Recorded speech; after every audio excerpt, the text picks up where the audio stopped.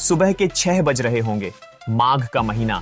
रजाई से निकलने के लिए हिम्मत बटोरनी पड़ती है। जाग तो हम दोनों ही गए थे, पर उठे कौन? जो पहले उठेगा वही चाय बनाएगा। पति पत्नी भले ही पूरी जिंदगी लड़ते झगड़ते बिता दें, पर उनका बुढ़ापा सच्चे दोस्त की मानिंद होता है। चलो आज बूढ़ू को चाय बनाकर हम ही पिलाएं। मैंने रजाई को अपने ऊपर से निकालकर बिस्तर पर ऐसे फेंका जैसे कोई सैनिक दुश्मन पर बारूद का गोला फेंकता है। उठकर शरीर को ताना ही था कि लगा कोई जोर जोर से गेट बजा रहा है। शॉल ओढ़ी, बाहर निकलकर देखा, एक दुबला पतला सांवले रंग का, सिर्फ एक फटी बनियान और हाफ पेंट पहने ठंड से कांपता करीब 10 साल का लड़का खड़ा है। मम्मी जी, बड़ी ठंड है, मैं मर जाऊंगा, आप एक कप चाय पिला दें, भगवान आपका भला करेगा। चाय के बाद आपके घर का काम जो भी आप बताएंगी कर दूंगा। वात्सल्य भाव जाग गया मन में। मेरे बच्चे विदेश में है ना? मैंने कहा, रुक थोड़ी देर बैठ, अभी आती हूं। उसके लिए सबसे पहले पतिदेव की कमीज स्वेटर ले आई। कहा, पहले इसे पहन, फिर चाय भी दूंगी। उसने वे कपड़े उसी समय पहन लिए। स्फूर्ति आ गई बूढ़ी हड्डियों में। विदेश में बसे अपने बच्चों की याद कर इस लड़के के लिए भी ममता जाग गई। गिलास में अदरक की चाय और खाने के लिए शुद्ध घी में सिंके 2 गर्म पराठे उसे दिए। उसकी आंखों में कृतज्ञता और मेरे मन में तृप्ति भाव एक साथ जाग गए।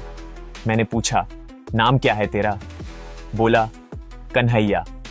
माँ बाप हैं? तुम पढ़ते हो? कहाँ रहते हो? मैंने इतने सारे प्रश्न एक साथ पूछ लिए। उसने कोई जवाब देने के बजाय कहा, मम्मी आप काम बता देना, मैं कर दूंगा। ये कहते हुए चाय पराठे पर पिल पड़ा। वह खाने के बाद उसने पहने हुए स्वेटर से अपने हाथ साफ किए और फिर पूछा, बताओ क्या काम करूं? कुछ नहीं, अब तू जा। उसने जिद ही पकड़ ली। मैंने पीछा छुड़ाने के लिए कह दिया, बागीचा साफ कर दे। उसने बागीचे पर निगाह डाली, जैसे मन ही मन सोच रहा हो कि यह कर पाऊंगा या नहीं। फिर शायद उसने काम के लिए अपना मन बना लिया। मम्मी आप बहुत अच्छी हैं, बस मुझे 100 रुपए और दे देना। अपनी छोटी बहन के लिए समोसा, जलेबी ले जाऊंगा और खांसी की दवा भी बापू के लिए। मैंने उसे रुपए दे दिए। 100 रुपए उसने हाफ पेंट की जेब में रख ली। झाड़ उठा, काम पर लग गया।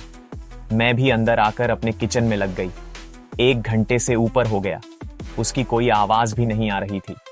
बाहर आकर देखा, बागीचे की सफाई, निराई, गुड़ाई और पानी भी दे दिया गया था। अमरूद के 3 पेड़ थे।